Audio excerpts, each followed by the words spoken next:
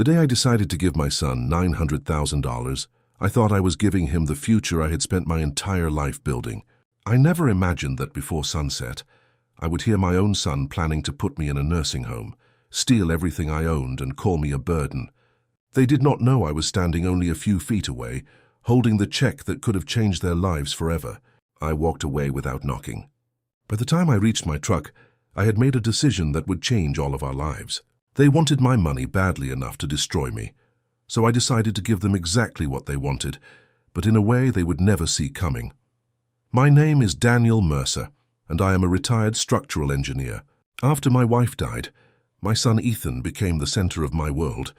I watched him grow up, supported him through every difficult year, and welcomed his wife Madison into our family.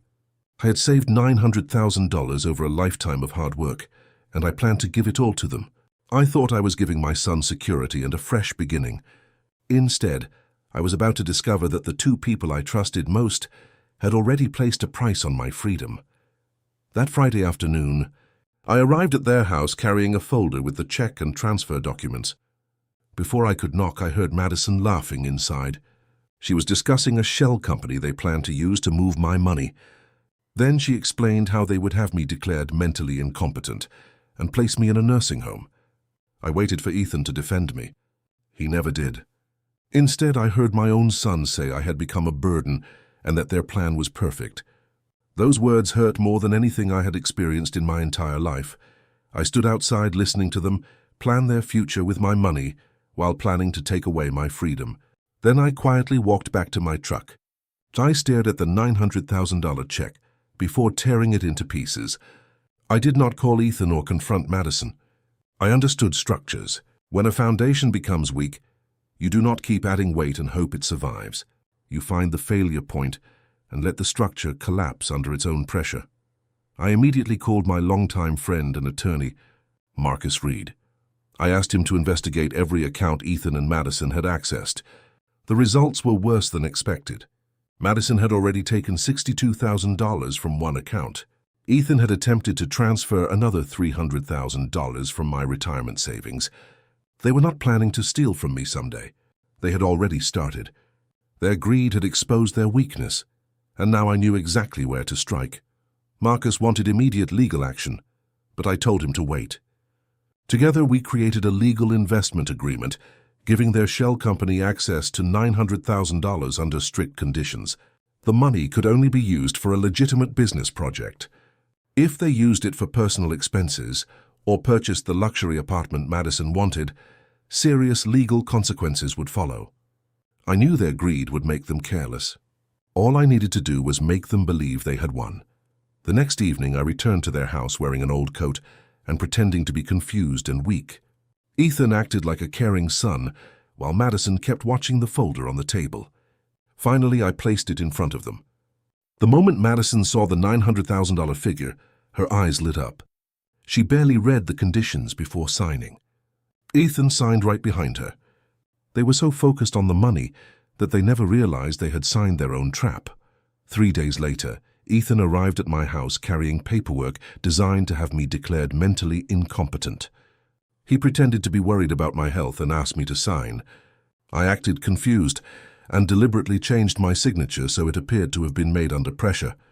Ethan grabbed the documents and left smiling. He believed he had taken another step toward controlling my life. Instead, he had unknowingly given me another piece of evidence. Monday morning, Ethan and Madison went to a luxury real estate office to purchase the apartment they believed my money would finance. Madison sat proudly beside Ethan, wearing the diamond necklace she had purchased with stolen money. She was seconds away from signing when the office door opened.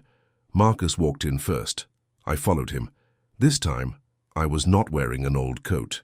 I stood straight in a tailored black suit, holding the documents that would end their plan. Ethan looked at me and immediately understood. The confused old man he thought he had been controlling had never existed. Fear replaced the confidence. In his eyes, Marcus ordered the transaction, stopped and presented the legal notice showing that the $900,000 had been frozen because of suspected financial misconduct.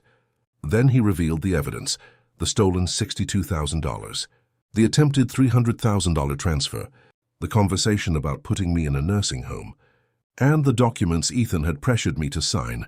Then investigators entered. Ethan began crying. He blamed Madison and begged me to remember that he was still my son. I looked at him for a long moment. I wanted to see the little boy I had once protected, but all I could see was the man who had decided my freedom was worth less than $900,000. I told him that being my son had never been the problem. What he chose to do was the problem. His face collapsed as he realized that money had cost him something he could never buy back. Madison and Ethan were taken away while the future they had planned disappeared. The apartment was gone. The money was protected. Their scheme was exposed. Their partnership quickly turned into mutual accusations. I watched them argue and realized I had not destroyed them. Their own greed had done that. When I returned home, I expected to feel victorious. I did not. I felt empty. Protecting my money had been necessary, but it could not give me back the son I thought I had. That night, I sat alone with old photographs of Ethan as a child. I finally understood that I was not grieving the son I had lost that week. I was grieving the son I had believed still existed. So I sold the house. I moved to a quiet mountain town surrounded by pine trees. Then I took the $900,000 I had once planned to give Ethan and used it to design a charitable home for children who had grown up without parents. For the first time in years, I was building something that had nothing to do with revenge. I was creating a place where children could feel safe, protected, and loved. Every room became a reminder that the same money meant to destroy my family could instead give someone else a better beginning. Looking back, I finally understood what my career had taught me. A building rarely collapses because of one visible crack. The real disaster begins when damage spreads through the foundation and everyone pretends it is not there. Family can be the same way. Love can survive mistakes and difficult years, but it cannot survive betrayal forever. I once believed being a good father meant giving my child everything I had. Now I understand that love does not mean surrendering your dignity or allowing someone to destroy you. Forgiveness does not require trust. Protecting your family does not mean protecting someone from the consequences of deliberately hurting you. Ethan wanted my $900,000. Madison wanted my life savings. They thought taking my money would give them freedom. Instead, their greed exposed who they really were. In the end, they lost something far more valuable than money. They lost the father, who would have given them everything. And I learned that sometimes the greatest revenge is not watching someone suffer. It is walking away, keeping your peace, and using everything they tried to take from you to build something better. The $900,000 was supposed to become my son's future.